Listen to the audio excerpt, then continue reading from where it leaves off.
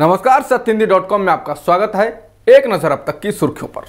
वाराणसी के काशी विश्वनाथ मंदिर ज्ञानवापी मस्जिद के मामले में जिला अदालत के भारतीय पुरातत्व सर्वेक्षण यानी ASI से खुदाई करवाने के फैसले को सुन्नी सेंट्रल वक्फ बोर्ड चुनौती देगा। सुन्नी वक्फ बोर्ड ने 3 दशक पुरानी एक याचिका को लेकर गुरुवार को आए वाराणसी जिला अदालत के फैसले को उच्च न्यायालय में चुनौती देने का ऐलान किया है। जिला अदालत में दायर एक याचिका में कहा गया था कि वाराणसी में ज्ञानवापी मस्जिद का निर्माण एक धार्मिक स्थल के अवशेषों पर किया गया है। याचिका में कहा गया था कि औरंगजेब ने प्राचीन भगवान विश्वेश्वर का मंदिर तोड़कर उसके खंडहर के ऊपर मस्जिद का निर्माण किया था। अदालत ने इस मामले में अपना फैसला सुनाते हुए कहा है कि भारतीय पुरातत्व सर्वेक्षण को मस्जिद का पुरातात्विक सर्वेक्षण करना चाहिए। सुन्नी वक्फ बोर्ड के अध्यक्ष जोफर अहमद फारूकी ने कहा है कि ASI द्वारा मस्जिदों की जांच की प्रथा को रोकना होगा। हम इस अनुचित आदेश के खिलाफ तुरंत हाईकोर्ट का दरवाजा खटखटाएंगे। उन्होंने कहा कि हमारी समझ साफ है कि इस मामले को पूजा के स्थान विशेष प्रावधान अधिनियम 1991 द्वारा रोक दिया गया है। उपासना अधिनियम को अयोध्या के फैसले में सुप्रीम कोर्ट की 5 जजों की संविधान पीठ ने बरकरार रखा है। ज्ञानवापी मस्जिद की स्थिति किसी तरह के प्रश्न से परे है। बता दें, पूजा स्थल विशेष प्रावधान अधिनियम 1991 के तहत 15 अगस्त 1947 को पूजा स्थल की जो स्थिति थी वह मान्य होगी। ये कानून इसलिए बनाया गया था जिससे कि धार्मिक विवादों को समाप्त किया जा सके।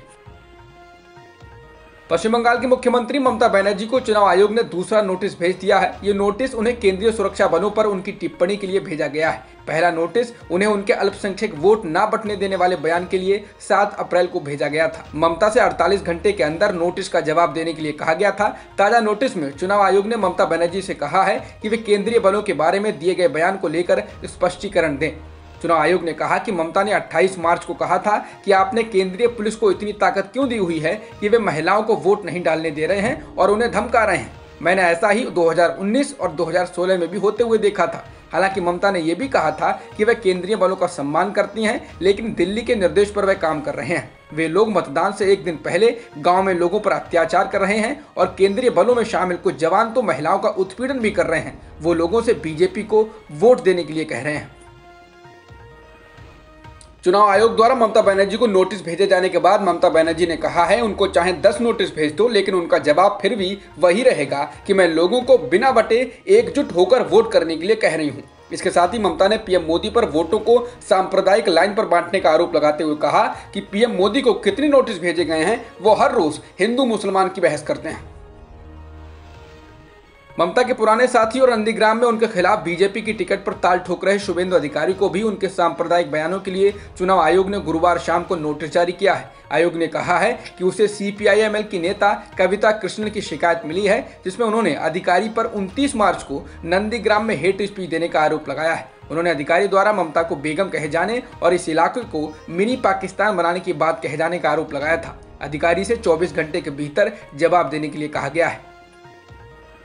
पश्चिम बंगाल की रैली में एंटी रोमियो स्क्वाड बनाने को लेकर यूपी के मुख्यमंत्री आदित्यनाथ के बयान पर तृणमूल कांग्रेस की लोकसभा सांसद महुआ मोइत्रा ने पलटवार किया है। महुआ ने ट्वीट कर कहा है कि अजय बिष्ट उर्फ सीएम योगी का आज ताजा बयान सुनिए। अगर बंगाल में बीजेपी की सरकार बनती है तो यहाँ भी एंटी रोमियो स्क्वाड बनाएंगे। महुआ ने कहा कि गुड्डू जी, आपके शोधों से अलग बंगाली लोग दिल से प्यार करने वाले लोग हैं। हमें अपना संगीत पसंद है, हमें अपनी कविताएं पसंद हैं, अपनी मिष्टी पसंद है और हाँ, अपने रोमियो भी पसंद हैं। बता दें, योगी आदित्यनाथ ने कहा था कि बंगाल में माँ बहनें सुरक्षित नहीं हैं। बीजेपी की सरकार आते ही यहाँ पर एंटी रोमियो स्क्वाड बनाएंगे। देश में इफ्को द्वारा खाद के दाम में भारी इजाफा करने की खबर के बाद अब इफ्को ने सफाई दी है। इफ्को ने कहा है कि वो पुराने रेट पर ही खाद बेचेगा। बढ़े रेट सिर्फ बोरियों पर लिखने के लिए थे, वो जरूरी हैं।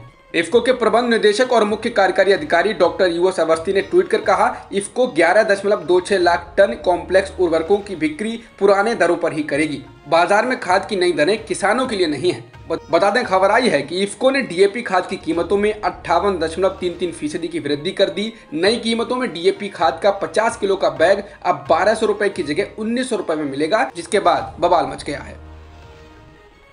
महाराष्ट्र, ओडिशा और झारखंड में कोरोना वैक्सीन के स्टॉक की कमी की खबरों के बीच अब प्रधानमंत्री नरेंद्र मोदी के निर्वाचन क्षेत्र वाराणसी में भी कोविड वैक्सीन की कमी के चलते लगभग 60% सरकारी टीकाकरण केंद्रों को बंद करना पड़ा है। रिपोर्ट के मुताबिक वाराणसी में 66 सरकारी टीकाकरण केंद्रों में से केवल 25 पर ही कोविड टीकाकरण हो रहा है। वहीं महाराष्ट्र की बात करें तो द हिंदू की रिपोर्ट के मुताबिक 84 में से 25 टीकाकरण केंद्र रायगढ़ जिले में बंद करने पड़े हैं, 41 में से 37 नवी मुंबई में बंद करने पड़े हैं। इसके अलावा आज यानी शुक्रवार रात तक बड़ी संख्या में टीकाकरण सेंटर बंद हो सकते हैं। कांग्रेस नेता राहुल गांधी ने देश में कोरोना वैक्सीन की कमी के दावे को लेकर कहा है कि बढ़ते कोरोना संकट में वैक्सीन की कमी एक अति गंभीर समस्या है, उत्सव नहीं। लेकिन क्या अपने देशवासियों को खतरे में डालकर वैक्सीन एक्सपोर्ट करना सही है? इसके साथ ही राहुल ने कहा कि केंद्र सरकार सभी राज्यों को बिना पक्षपात के मदद करे। हम सबको मिलकर इस महामारी को हराना होगा। भारत में कोरोना के मामले लगातार नए रिकॉर्ड बना रहे हैं। पिछले एक दिन में देश में कोरोना के मामलों ने अभी तक के सारे रिकॉर्ड तोड़ दिए और 1,31,000 से अधिक नए मामले दर्ज किए गए। ये कोरोना महामारी के बाद से अब तक का सबसे बड़ा आंकड़ा है। इस दौरान 800 से अधिक लोगों की जान भी गई है। अब देश में एक्टिव केस की संख्या तेजी से 10 लाख की ओर बढ़ गई है। कोरोना संक्रमण के तेजी से बढ़ते मामलों के बीच प्रधानमंत्री मोदी ने गुरुवार को कहा कि एक बार फिर से चुनौतीपूर्ण हालात बन रहे हैं। उन्होंने मुख्यमंत्रियों से बातचीत करते हुए कहा कि हमारा फोकस माइक्रो कंटेनमेंट जोन पर होना चाहिए और हमें नाइट कर्फ्यू को सफल बनाना चाहिए। उन्होंने कहा कि राज्यों को टेस्टिंग पर जोर देना चाहिए। मोदी ने कहा कि पहले की अपेक्षा हमारे पास अनुभव है, संसाधन है और वैक्सीन भी है। हमारे डॉक्टर्स और बाकी लोगों ने हालात को संभाला है। पिछले साल हमारे पास टेस्टिंग लैब नहीं थी, मास्क का पता नहीं था, पीपी किट नहीं थी और उस वक्त बचने का एकमात्र साधन बचा था, वो था लॉकडाउन। बढ़ते कोरोना संक्रमण के बीच महाराष्ट्र, दिल्ली, पंजाब जैसे राज्यों के बाद अब कर्नाटक की राजधानी बेंगलुरु सहित कम से कम 7 शहरों में रात की कर्फ्यू लगाने की घोषणा की गई है। कर्फ्यू रात के 10 बजे से सुबह के 5 बजे तक लागू होगा। ये आदेश कल यानी शनिवार से 20 अप्रैल तक लागू रहेगा। वहीं उत्तर प्रदेश में लखनऊ, वाराणसी, कानपुर और प्रयागराज के बाद 5 और शहरों में नाइट कर्फ्यू लगाने का ऐलान किया गया है। अब से गौतम बुद्ध नगर, गाजियाबाद के अलावा मेरठ, बरेली और सहारनपुर में भी नाइट कर्फ्यू लागू होगा। कोरोना के संक्रमण से करहा रही दिल्ली पर इसकी मार कम होने का नाम नहीं ले रही है। पिछले एक दिन में संक्रमण के मामलों में जबरदस्त उछाल आया है और यह आंकड़ा 7,437 तक पहुंच चुका है। इस दौरान 24 लोगों की मौत भी हुई है। बीते दिन संक्रमण के 5,506 मामले सामने आए थे और एक ही दिन में 1,800 से ज्यादा मामले बढ़ गए हैं। इसका मतलब आने वाले दिन बेहद मुश्किलों भरे साबित हो सकते हैं। वहीं मुंबई में भी कोरोना संक्रमण की रफ्तार बेहद तेज है और बीते एक दिन में 8,938 नए मामले सामने आए हैं और 23 लोगों की जान भी गई है। दिल्ली में बेतहाशा बढ़ते कोरोना संक्रमण के मामलों के बीच सर गंगाराम अस्पताल में कम से कम 37 डॉक्टर कोरोना पॉजिटिव पाए गए हैं। इसमें से 32 को हल्के लक्षण हैं और उन्हें घर पर आइसोलेशन में रखा गया है, जबकि 5 लोगों को अस्पताल में भर्ती कराया गया है। रिपोर्ट के अनुसार अधिकतर ने कोरोना वैक्सीन लगवाई थी। अमेरिकी राष्ट्रपति जो बाइडेन ने पूर्व राष्ट्रपति ट्रंप के फैसले को पलटते हुए फलस्तीनियों को $235 मिलियन की सहायता फिर से बहाल करने की योजना बनाई है। इसमें से 2/3 धनराशि फिलिस्तीनी शरणार्थियों के लिए संयुक्त राष्ट्र की एजेंसी को दी जाएगी, जो 2018 में $360 मिलियन की फंडिंग रोके जाने के बाद से वित्तीय संकट का सामना कर रही है। इस सहायता पैकेज से फिलिस्तीनियों को भोजन, साफ पानी के अलावा बाकी मूलभूत सुविधाएं मुहैया कराने में मदद की जाएगी। कोरोना संकट के बीच आज से आईपीएल के 14वें सीजन का आगाज हो रहा है। पहला मैच मुंबई इंडियंस और रॉयल चैलेंजर्स बेंगलुरु के बीच खेला जाना है। मुंबई इंडियंस इस टूर्नामेंट में डिफेंडिंग चैंपियन के तौर पर उतर रही है, तो वहीं आरसीबी अपने एकमात्र ताज की तलाश में है। वहीं कोरोना संकट को देखते हुए टूर्नामेंट के मैच जिन 6 शहरों में खेले जाने हैं, उनमें से अधिकांश शहर लॉकडाउन की ओर बढ़ रहे हैं, जो कि एक चिंता का विषय है। अब तक की खबरों में इतना ही। बाकी खबरों के लिए बने रहिए सत्यहिंदी.com के साथ।